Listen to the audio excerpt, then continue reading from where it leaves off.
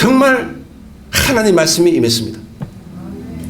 저는 지나간 40년 신앙생활 중에 아마 처음이자 모르겠습니다. 앞으로 한 번만 더 있으면 좋을 것 같은데, 무슨 말인가 하니까 내가 너로 인해서 기쁘다 기쁘다 그래요.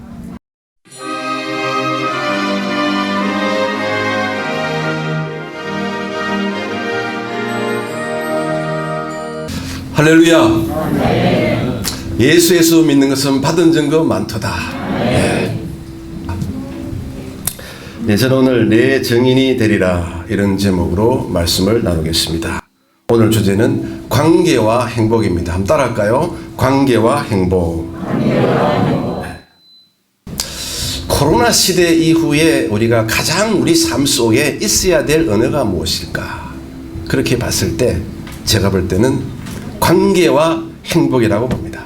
그동안 많은 사람들이 만나지 못하고 또 하나님과의 관계도 소홀했습니다.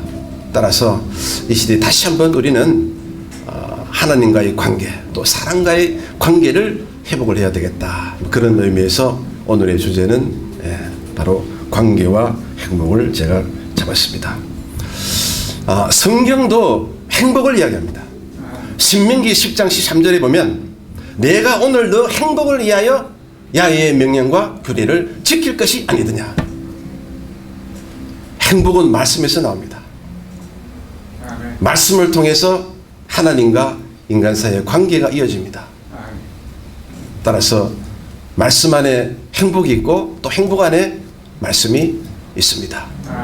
그런데 사람과의 관계도 얼마나 힘이 드는데 하물며 눈에 보이지 않는 하나님과의 관계를 맺는 것은 결코 쉽지 않습니다. 미국의 한 사회학자가 통계를 냈습니다. 굉장히 유의미한 그런 통계를 냈는데요. 무엇이냐면 1년 된 부부를 대상으로 조사를 합니다. 아내에게만 질문을 던집니다. 그대요, 지금 그대 남편 잘 만났습니까? 그랬을 때 95%는 아이고 그럼요, 남편 잘 만났어요, 내가 복이 많아요. 그러나 2년 된 부부를 대상으로 또 똑같은 질문을 던집니다. 지금 그대 남편 잘 만났습니까? 무려 65%까지 뚝 떨어집니다. 100상 중에 35상은 살고 보니까 아닙니다. 20년 된 부부를 대상으로 똑같은 질문을 던집니다. 절망적인 데이터가 나옵니다. 무려 5%까지 뚝 떨어집니다. 아무도 안 놀라시는데 이럴 때 좀 놀라야 됩니다. 이럴 때는. 물론 이제 뭐 가치관도 차이가 날 것이고 또 인격 또 재정적인 그런 여러 가지 문제가 아마 요 20년째 아마 좀 맞물려 있는 것 같습니다. 지금 우리나라 통계에 의하면요, 2020년도에 결혼 건수가 20만 건이 넘었습니다. 당해 연도에 이혼 건수가 10만이 넘었습니다. OECD 국가 중에서 우리나라가 38개국 중에서 9등입니다. 지금 그만큼 관계가 쉽지 않더라는 것입니다. 특히 코로나 시대. 여기까지 보면 절망입니다. 그러나 30년 된 부부를 대상으로 똑같은 질문을 또 던집니다. 지금 그대 남편 잘 만났죠? 그래서 뉘앙스 좀 틀리지 않습니까? 어떤 결과가 나오겠습니까? 무려 95%가 그럼요, 우리 남편 잘 만났습니다. 나는 다시 태어나도 이 남자와 결혼할래요. 95%가 다 남편이 좋다는 거예요. 여러분, 이게 지금 무슨 의미입니까? 적어도 관계가 잘 이어지려면 최소한 30년 가야 됩니다. 제가 봐도 그런 것 같습니다. 뭐 저희 집에 같은 얘기는 아닙니다. 적어도 30년이 걸려야 인간과 인간 사이의 관계도 좋아지더라라고 하는 것입니다. 성경 구약의 10계명을 보면 앞에 4계명은 하나님 앞에서 거룩한 삶을 살아라. 뒤에 6계명은 이웃 앞에서 의로운 삶을 살아라.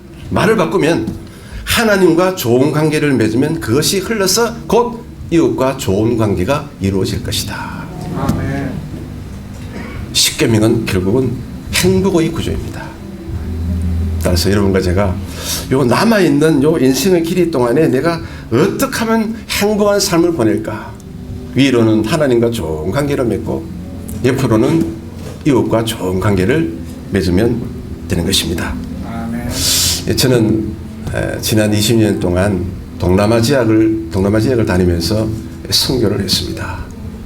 오늘 한 3분 정도짜리 영상을 제가 준비를 했습니다. 그 영상을 한번 잠깐 보도록 하겠습니다.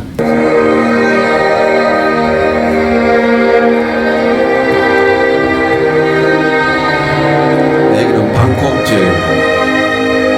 방콕의 가장 아름다운 교회, 조영기 목사님과 이용 목사님께서도 이 교회에서 집회를 했습니다. 여기는 치앙마이, 그 당시 한 3,000여 명이 모인 것 같습니다. 태국 기독교율은 현재 0.3%, 0.4% 정도. 원주민 성도.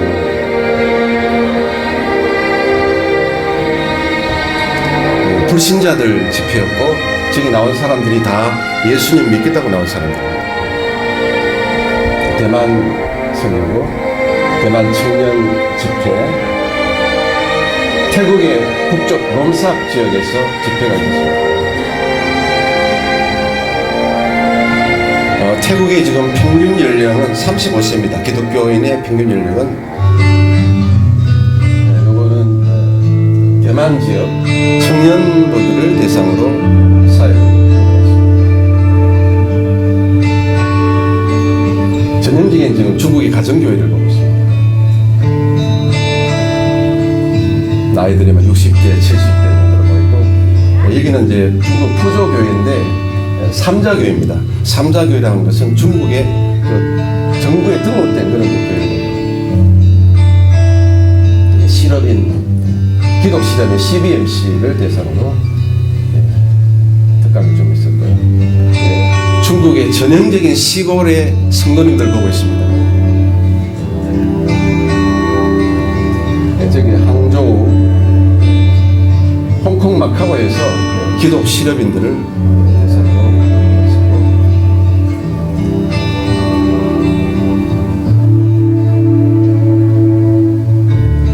내몽골 그 국가 대표 선수들을 대상으로 4차원 영성을 특강을 한 적이 있었습니다.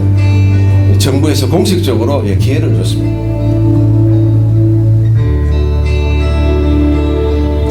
인도체나이 신학교에서 4차원 영성을 한번 강의를 한 적이 있고,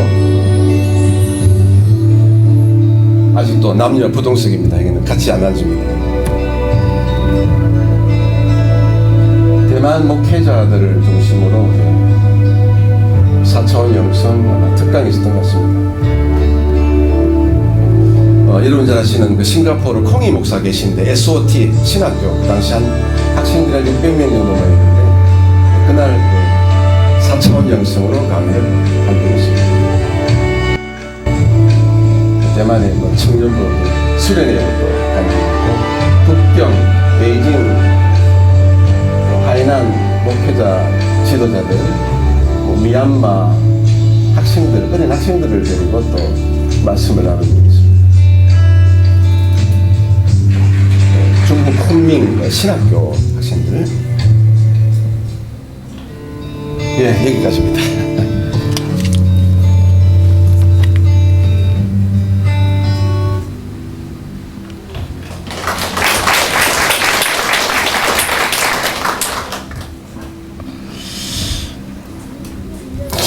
저는 1983년도에 우리 교회에 처음 출석했습니다. 그해 6월 달에 성령을 받고, 바로 그 다음 주에 그 사회사업 선교와 연합에서 병원 전도를 시작했습니다. 한 6년 동안 열심히 이제 병원 전도를 하고, 그 뒤로 교회 학교에 가서 고등부에서 한 10년 정도 봉사를 했고요.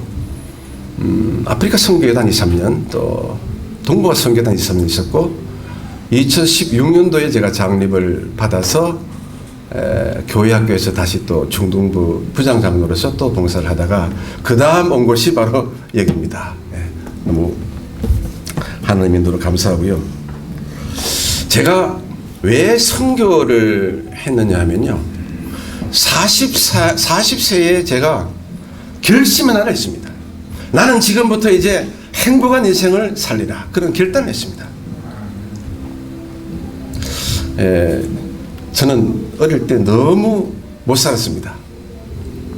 부친은 이제 뭐 늪에서 고기를 잡으시고, 모친은 이제 그 잡은 고기를 머리에 이고 낙동강을 나룻배로 건너서 시장에 가서 팔면 그때도 뭐 한 400원, 500원 그 정도 받았던 것 같습니다. 저는 이제 어머니 치맛자락 붙들고 칠성사에다가 이렇게 입에 물고 아니면 또 막대사탕 물고 그렇게 어린 추억이 있었습니다.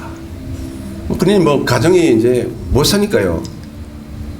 뭐 저희 부친도 중학교 1학년 때 이제 작고를 했고, 마등님이 한 분 계시는데 군대에서 또 순직을 했습니다. 지금 동장동 군인묘지에 계신데, 그리고 뭐 돈 벌 수 있는 분들은 이미 뭐 다 떠나버렸고, 저는 거의 뭐 고아 정도로 이렇게 이제 자라게 됐습니다. 이제 중학교 때는 뭐 공부는 뭐 뒷전이고 말입니다. 그냥 뭐 놀기만 하고, 그러다 보니까 이제 고등학교를 제가 제대로 못 갔어요. 고등학교도 인문계 고등학교를 못 가고, 그 인문계 실업계, 상업계, 야간 고등학교를 제가 들어갔습니다. 그것도 1차에도 미달, 2차에도 미달, 3차에도 미달이 될 때 제가 거기에 들어갔습니다. 근데 고등학교 2학년 때 어느 날 제 마음속에 이 가난을 물리치기 위해서는 열심히 공부를 해야 되겠다. 왜냐면 낮에는 뭐 그냥 벽돌 공장에서 일을 하고 또 물을 주고 또 뭐 나르고 뭐 그런 일을 이제 주로 했습니다. 그러니 뭐 밤에 공부가 그게 제대로 되겠습니까? 매일 뭐 졸고 그렇게 살았습니다. 그래도 저는 마음속에 이 가난을 물리치기 위해서 저는 공부를 했습니다. 대학을 가고 대학원을 가고, 제가 처음에 이제 서울에 왔을 때 말입니다. 뭐 갈 데가 없어요. 그래서 아주 먼 일가 친척집에 마루에서 제가 한 2, 3개월 잔 적이 있습니다. 정말 그 인간으로서 남의 집 마루에 자는 것은 할 짓이 못 됩니다. 한 새벽 한 4시 반쯤 되면 이제 꼭 그 집에 어른이 나와서 말입니다. 야, 이거 빨리 일어나라는 건지 이 집에서 빨리 떠나라는 얘기인지. 제가 2, 3개월 뒤에 밤에 야간 도주를 했습니다. 어디를 갔냐면 여간에 돈이 아까우니까는 학교로 들어갔습니다. 학교 실험실에 들어가서 거기서 또 한 2, 3개월. 그 당시 이제 한 학교에서 3만 원 주는 겨우 이제 모아서 그걸 이제 모아서 하숙집을 찾았습니다. 그때 6만 원 정도 했었는데, 저는 그렇게 젊었을 때 10대, 20대는 뭐 거의 동기도 외에는 별로 한 게 없는 것 같습니다. 그렇게 저는 살았기 때문에 이제 나는 행복한 인생을 좀 살아야 되겠다. 그런 이제 작심을 제가 하고 40세에 그때 그해 2월 달에 제가 어디를 갔느냐면 그 방콕에서 내리면 북으로 버스를 야간 버스를 타고 한 8시간 정도 올라가면 거기에 난민촌이 있습니다. 그 미얀마에서 넘어온 그 난민들 한 15만 명, 한 7개 캠프에 의해서 이렇게 이제 흩어져 살았는데, 제가 간 지역은 이제 멜라 캠프 한 2만 명이 살았습니다.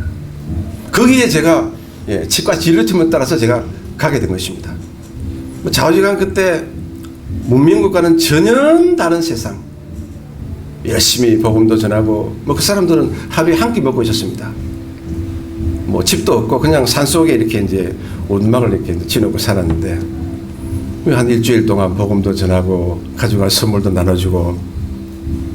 근데 이제 추럭을 타고 다시 조금 나오는데, 제가 추럭에서 인생의 결단을 한 게 있습니다.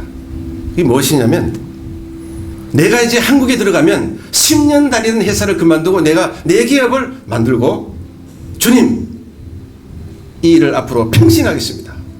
그때 제가 추럭에서 제가 내일 평생 선교하리라. 바로 행복이 선교에 있었습니다. 그 추럭에서 하늘은 푸르고 흰구름 날고 산전초목도 푸르고 내 마음도 푸르고 정말 놀라운 꿈이 들어왔어요. 그리고 들어와서 4개월 뒤에 10년 다니던 정든 회사를 떠났습니다.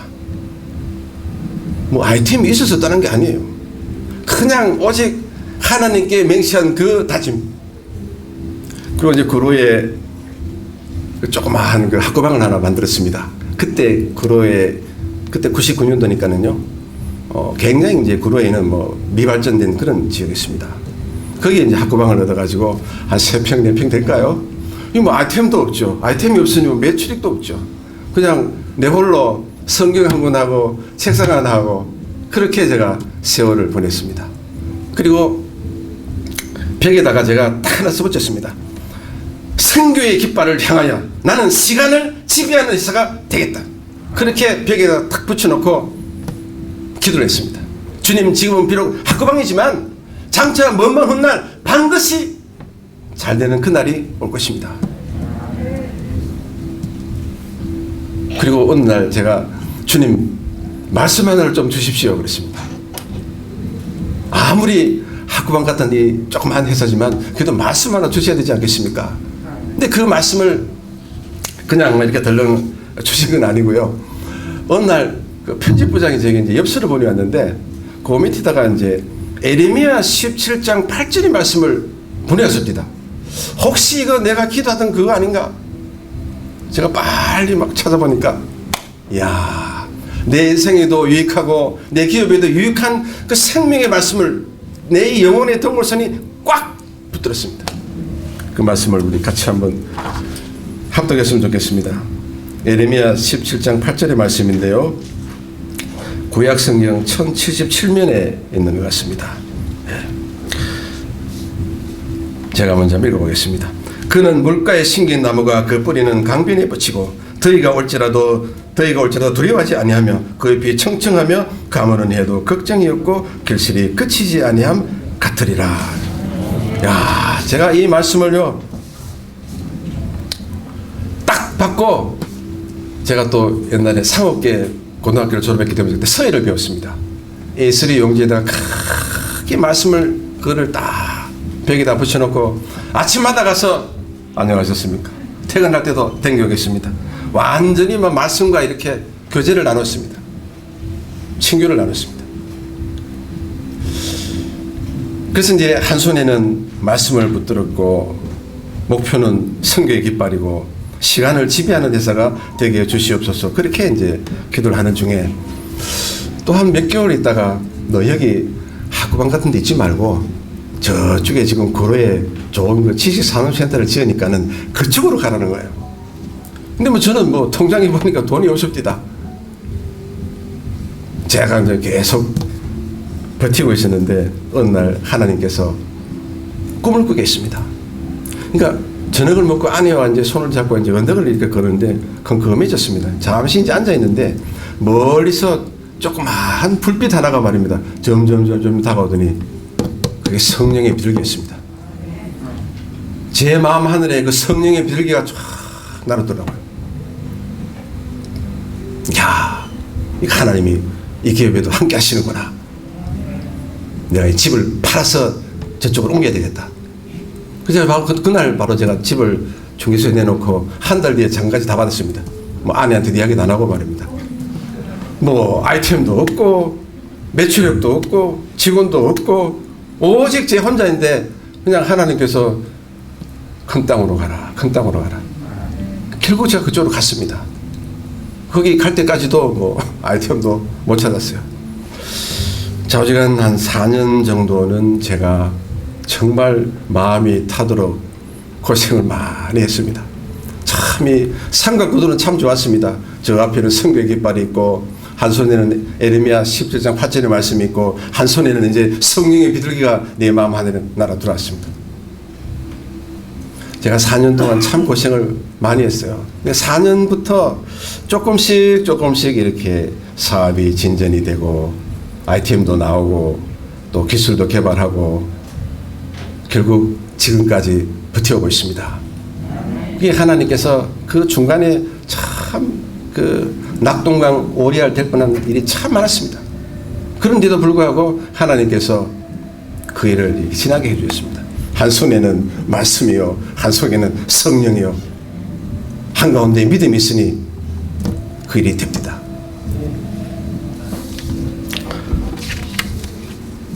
저는 이제 지나간 20년 동안 이제 사업을 하면서 제 나름대로 느낀 게 있습니다. 무엇이냐면 기업은 하나님의 은혜를 체험하는 시공간이다. 아무도 큰 동의를 안 하시는데 저는 그걸 아주 뼈저리게 느낀 겁니다. 무엇이냐면 제가 어느 날 그 사무실에 앉아 있는데 말입니다. 한 고객이 전화가 왔어요. 내가 당신 회사 물건을 사줄게. 좀 내놔라. 당장 거부를 못 하겠더라. 그래서 그날 저녁에 이제 집에 가서 고민했습니다.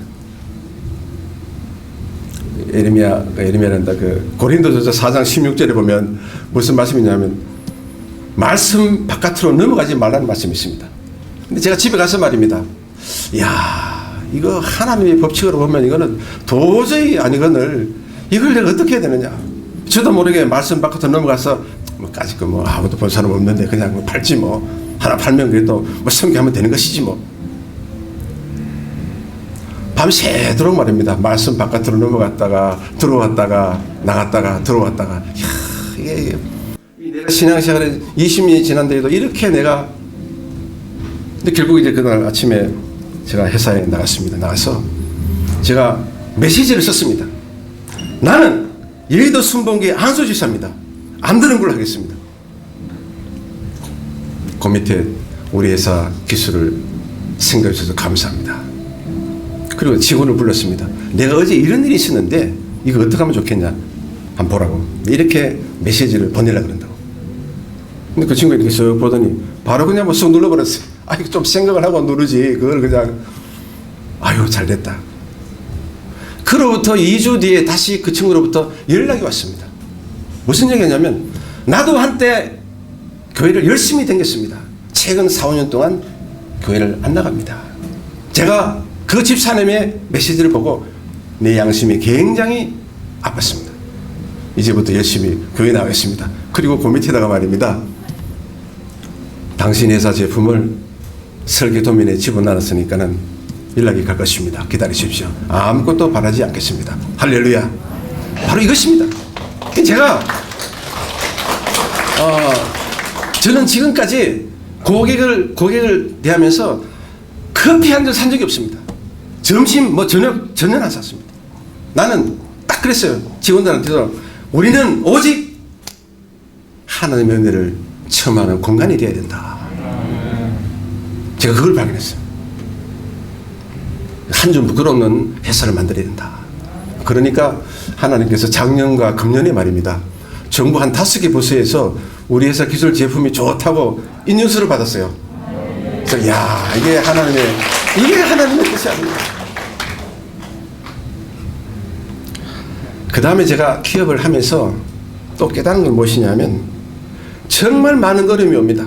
뭐 재정도 어려움이 오고 또 기술이 또 나갔는데 좀 에러도 나고 말입니다. 굉장히 그동안 고민할 게 참 많았는데 제 나름대로 하나 아이디어를 발견했습니다. 하나님의 방법. 저는 문제가 생기고 방해물이 오고 희한한 일이 생기면 그냥 우리가 성수하겠습니까? 이 성수 안에 여러분 누가 있습니까? 아버지도 계시고 아들도 계시고 성령도 계십니다. 아버지도 하나님이며 아들도 하나님이며 성령도 하나님입니다. 아버지는 여러분과 저를 위해서 택해 주셨습니다. 택함의 사역. 에베소서 1장 4절의 말씀.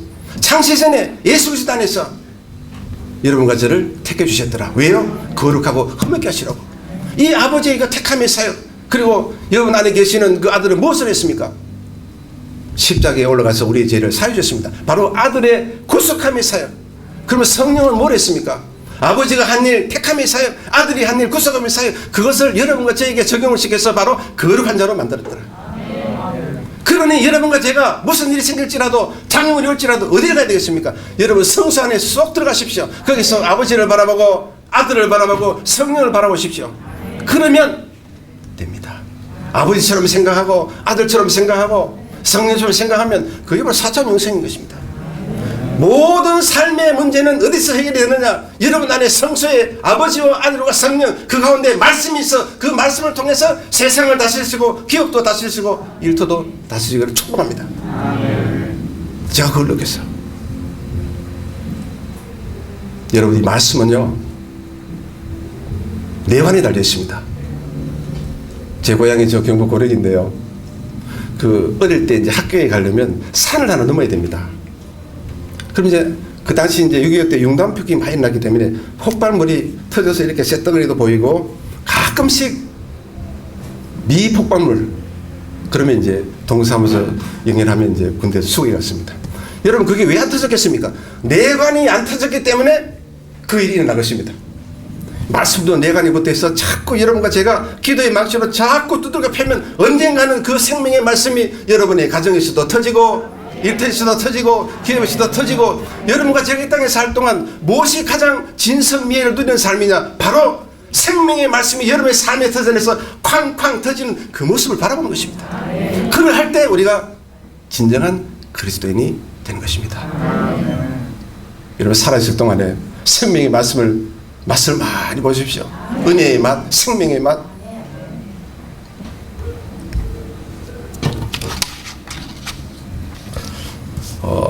제가 이제 사역을 할 때 성경에 대해서 조금 말씀을 드리면요.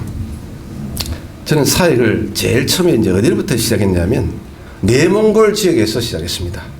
그때 당시가 2000한 초기로 기억이 되는데 그때 당시는 주로 오중복음을 제가 들고 갔습니다. 또 연락이 왔어요. 내몽골에서 지금 오중복음을 좀 알고 싶어 한다 그래서 우연찮게 이제 저와 연결이 돼서 그때 이제 가정교회에 가서 오중복음을 전했습니다. 근데 거기 또 한 번 전하고 그 다음에 또 한 번 몇 개월 전에 또 한 번 가고 그 다음에 이제 또 교육자들 또 지도자들 그분들에게 또 한 번 이렇게 전하면 그 사람들도 여기저기 이렇게 또 소개를 해줍니다. 중국의 내몽골에서 쭉 이렇게 내려와서 제가 중국의 큰 도시는 안 간 데가 없습니다. 거의 다 다녔습니다.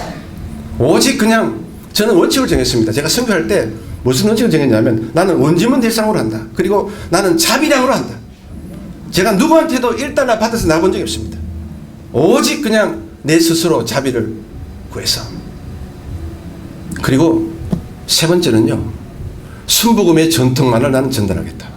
십자가의 능력만 전달하겠다. 십자가의 영성만을 전달하겠다. 오중복음, 삼중축복, 사차원 영성, 절대 긍정, 절대 감사 이 네 개의 태도를 가지고 어디를 가도 그 안에서 적용해서 말씀을 전했습니다. 제가 우리 여의도 순복음교회 이상을 굉장히 높였습니다. 제 나름대로는 동남아에 다니면서 여기저기 다니면서 어떻게 좋은 일만 있었겠습니까? 저는 천성적으로 입이 짧습니다. 중국에 가면 밥을 못 먹어요. 늘 고추장 가지고 다니면서 배가 아파서 엄청 고생도 했고 얼마나 고생을 많이 했겠습니까? 그러나 하나님께서 그때마다 은혜를 주셔서 여기까지 왔습니다. 그리고 이제 한참 이제 중국에서 사역을 할 때, 이 정권 탄압이랄까요? 기독교 탄압. 예. 결국 저는 이제 태국으로 쫓겨났습니다. 사실은 제가 중국에서 15년 정도를 정말 올인했습니다. 책자도 만들어서 번역도 하고 해서 내가 남아있는 이 여생을 중국 땅에서 내가 십자가의 능력만 선포하리라 그렇게 작심을 하고 제가 책자도 만들고 기도도 참 많이 했습니다. 그런데 뭐 지금은 못 들어가게 됐습니다. 그러나 언젠가는 저는 길이 열린다고 봅니다. 네. 그날이 저는 반드시 올 걸로 믿고 있고요.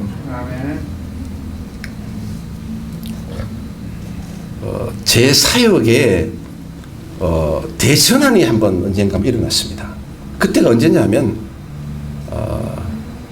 2011년도 아마 8월달로 기억이 되는데 제가 이제 대만에 갔습니다.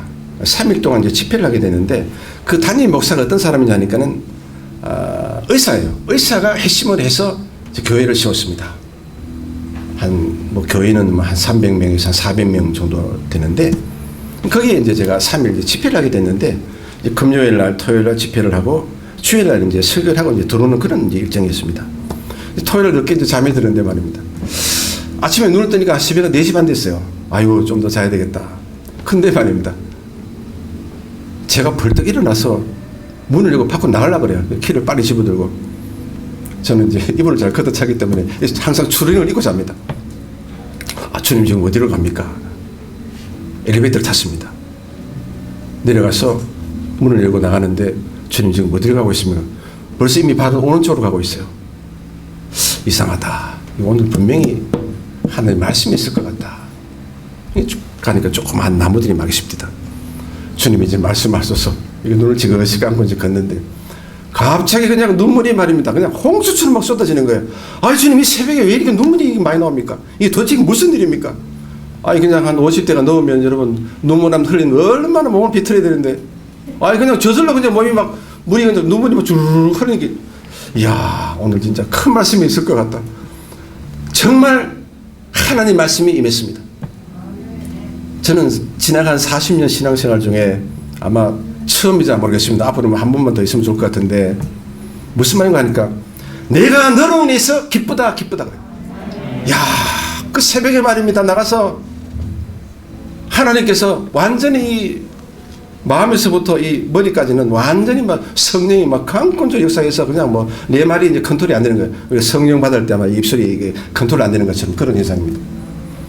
야, 정말 그 말 들으니까 말입니다. 황홀하기도 하고 좋기도 하고 매혹적이기도 하고 야 이게 너무 황홀했어요. 너로 인해서 기쁘다 기쁘다. 제가 그 말을 자꾸 들으니까 말입니다. 주님 아니 하실 말씀 중에 그렇게 그밖에 없습니까?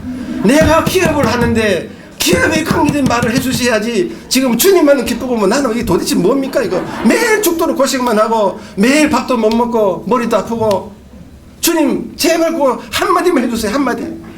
그런데도 계속 내가 너를 위해서 기쁘다 기쁘다 이야기하시는 거예요. 그래서 이제 포기를 했습니다. 한 4, 5분 뒤에 마지막 그 한마디가 말입니다. 제가 그날 그 차밭에서 그 말 못하는 나무들 데리고 대부흥식을 열었습니다. 제가 무슨 말씀을 들을까요? 무슨 말씀 들었겠습니까? 내가 너 사업장에 복을 부어주리라. 그거 한마디 딱 하고 그냥 바로 끝냈습니다. 제가 그냥 그 말씀 듣고 이야 앞에 그 주님 그는 뭐 괜찮습니다. 관계없습니다. 저는 뒤에 게 제일 좋습니다. 그냥 제가 그 말씀을 붙들고 말입니다. 그 말 못하는 나무들을 데리고 막 너도 복받더라 너도 복받더라 막 돌아다니면서 말입니다. 한 2시간 동안 제가 말 못하는 나무들 데리고 대집회를 했습니다. 제가 그날 말입니다. 비행기를 타고 돌아오는데 얼마나 또 눈물이 나오는지 말입니다. 저는 또 비행기 타면 항상 창가에 앉습니다. 왜냐하면 눈물이 이렇게 딱 보면 안 보이지 않습니까? 제가 그날 말입니다.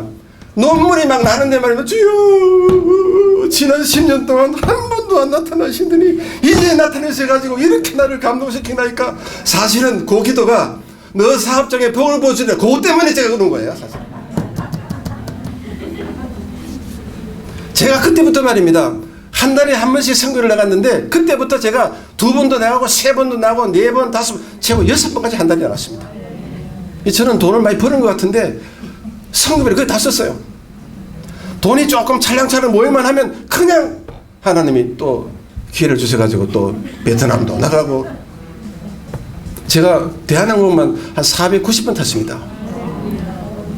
거기다 아시아나가 125번 탔습니다. 외국 비행기 한 150번 탔습니다.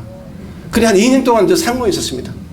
제가 그거 돈 모아서 아마 아파트를 사놨으면 지금 뭐 큰 거부가 되어 있을 텐데 그러나 저는 지금까지 단 한 번도 아까워 해본 적 없습니다.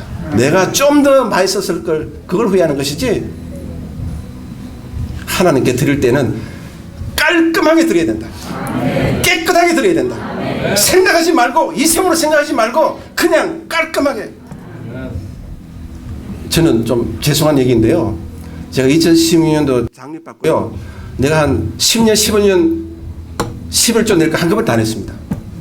내가 나중에 장로가 되면 내가 누구로부터 11조도 안 내는 장로 이렇게 소문날까봐 제가 10년 한꺼번에 다 냈습니다. 여러분 하나님께 드릴 때는 내 몸도 마음도 물질도 깔끔하게 드리세요. 그리고 한번 드릴 때는 크게 드리세요. 깔끔하게. 그래야 하나님께서 30배, 60배, 100배로 부어주십니다. 네.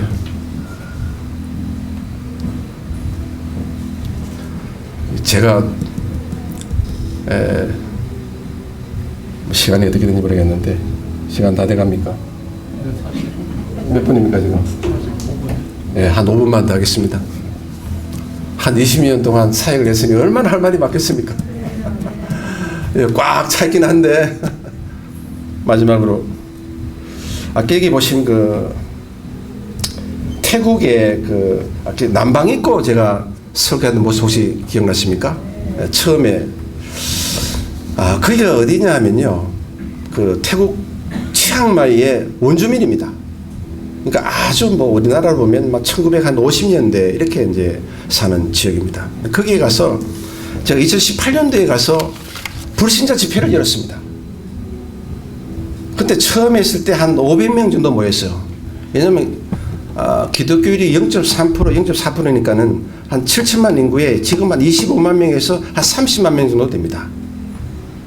근데 그런 그 기독교 낮은데 불신자가 한 4, 500명 모이면 굉장히 많이 본 거예요. 우리나라 보면 영 하나 더 붙여야 됩니다.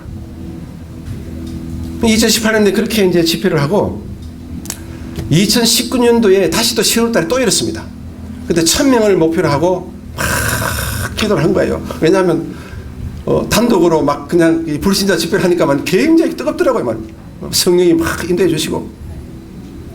2019년 이제 10월 달에 제가 갔습니다. 가기 전에 막 기도를 열심히 했습니다. 삼각산에 밤에 올라가서 주여 주여 나무들을 바라보고 그냥 막 그게 성도인 그냥 막 부르짖고 기도하고. 근데 가서 설교를 하는데 말입니다. 갑자기 원고 눈이 보이질 않는 겁니다. 이 옥에서 하니까는요.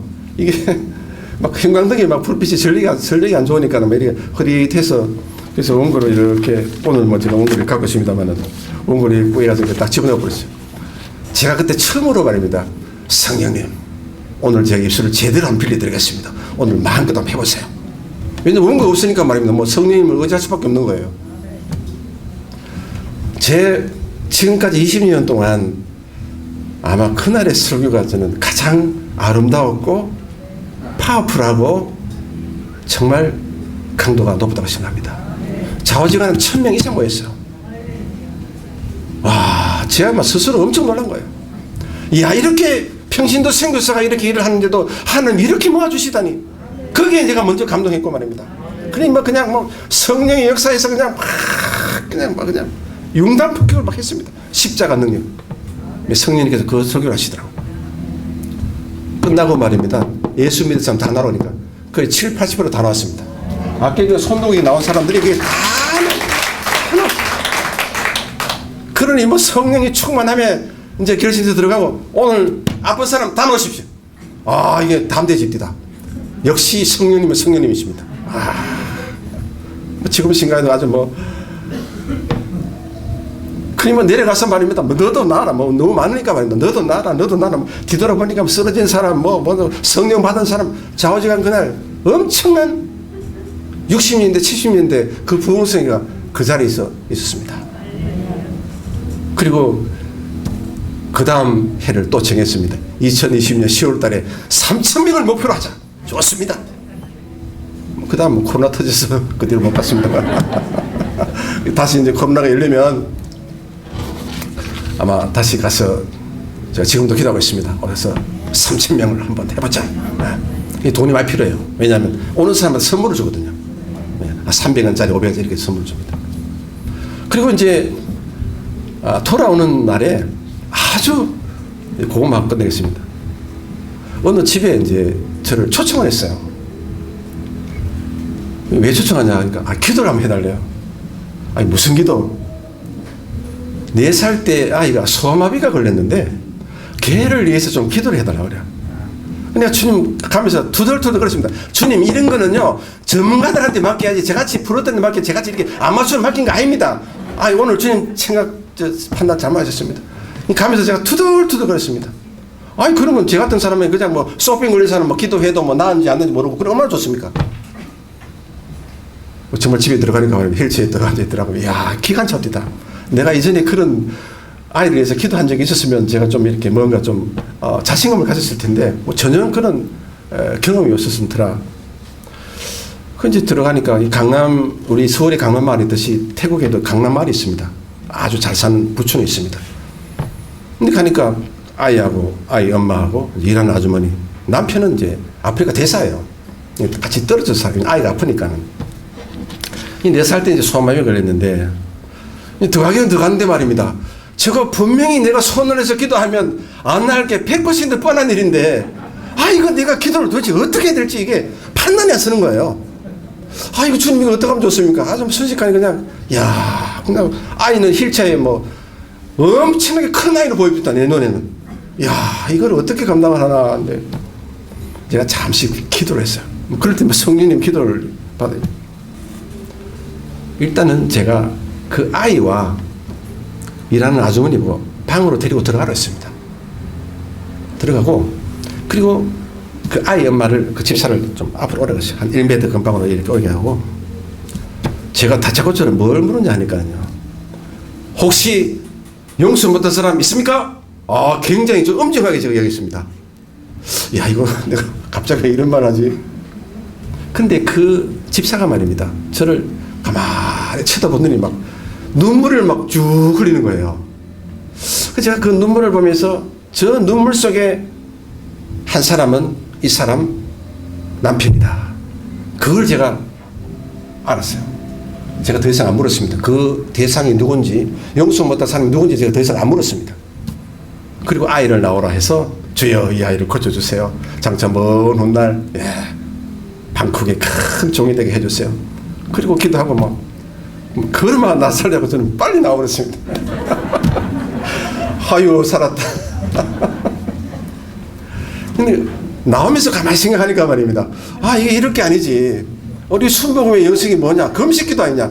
다시 같이 간 목사하고 통역자하고 목사님한테 목사님 전화해서 두 가지 미션을 줬습니다. 하나는 3일 금식기도 하고요. 그리고 반드시 용서 못할 그 사람 반드시 용서해야 됩니다. 그 두 개를 다시 미션을 줬습니다. 그리고 이제 다시 전화를 하는데 한 30분간 통화를 합니다. 근데 제가 나중에 이야기 듣고 굉장히 놀랐습니다. 뭐냐 하니까는 남편이, 자기 엄마죠. 남편이, 그러니까 장모로부터 돈을 많이 빌려서 6년 동안 한 푼도 안 갚은 거예요. 그래서 이 아내가 남편을 고소장을 다 써놓고 그 다음날 이제 접수하려고 변호사까지 다 도내었어요. 그 전날 이제 제가 가서 그 남자, 그 사람 용서해야 된다. 그러니까 이 여인이 그거를 그냥 아마 주의 음성으로 들은 것 같습니다. 눈물을 흘리고, 그리고 3일 금식을 하기로 하고, 고소는 안 하기로 하고, 아이고, 됐다. 한 가정 거쳤다. 그리고 저는 들어왔습니다, 이제. 근데 2주 뒤에 연락이 왔어요. 이제, 이름이 기억나시죠? 펠릭스. 그 펠릭스가 날마다 이 약을 한 움씩 먹는데, 약을 반으로 줄였어요. 그리고 아이가 굉장히 명랑해졌어요. 약을 많이 먹으면 굉장히 애가 날카로워졌습니다. 그래서 방콕으로 아이를 병원으로 데려갔습니다. 매년 한 2번씩 가는데, 가서 종합 진단을 받으니까는요, 희한하게 좋아진다는 거예요. 이 아이가, 야, 이거 도저히 설명할 수 없는 만큼 희한하게 좋아지고 있다고. 그로부터 2주 뒤에 말입니다. 아이가 집에서 막 걸어 다니는 동영상을 찍어가지고 저한테 보내왔습니다. 야, 제가 그날 주님한테 투덜거린 거, 주여, 제 회개합니다. 잘못했습니다. 다시는 안 그럴게요. 제가 거기서 무엇을 깨달았냐면, 치료가 일어나려면 하나님과의 관계가 참 중요하구나. 관계와 행복과 용서, 이것이 굉장히 중요하다. 그걸 좀 말씀드리고 싶고, 마무리하면 이겁니다. 사업하시는 분들에게는 무슨 일이 생길지라도 성수로 도피하십시오. 여러분이 성전 아닙니까? 그 성전 안에 아버지와 아들과 성령이 계신 그 삼위 하나님이 계신 곳, 거기 가서 하나님과 관계를 잘 맺으시면 눈에 보이는 모든 삶의 문제는 다 해결이 되는 것입니다. 그리고 제가 선교를 통해서 오릭을 배웠는데요. 하나는 영역, 영성입니다. 또 하나는 이 지력, 말씀도 많이 알아야 되고, 그 다음 재력, 재주, 탤런트, 뭔가 한 가지 잘하는 게 있어야 되겠다. 그 다음 네 번째는 재력, 재물이 좀 있어야 돼요. 정말 이 선교할 때는 돈이 필요합니다. 마지막에는 체력입니다. 이 앞에 네 개 아무리 잘 돼도 이 마지막에 안 되면 안 된다. 기도하겠습니다.